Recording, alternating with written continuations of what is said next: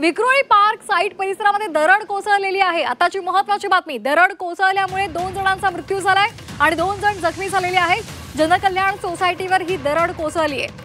तर डोंबिवलीमध्ये सुद्धा मुसळधार पावसानं हजेरी लावलेली आहे। आताची महत्त्वाची बातमी, मुंबईसह उपनगरांमध्ये आणि त्याचबरोबर ठाण्यामध्ये सुद्धा जोरदार पाऊस होतोय।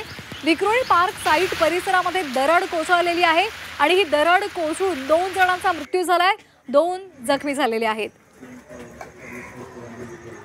आपण हे दृश्य पाहतोय, विक्रोळी पार्क साईट या परिसरामध्ये दरड कोसळलेली आहे।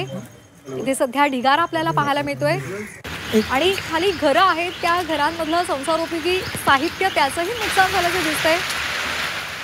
जनकल्याण सोसायटीवर ही दरड कोसळल्यामुळे तिथल्या नागरिकांचं नुकसान झालंय।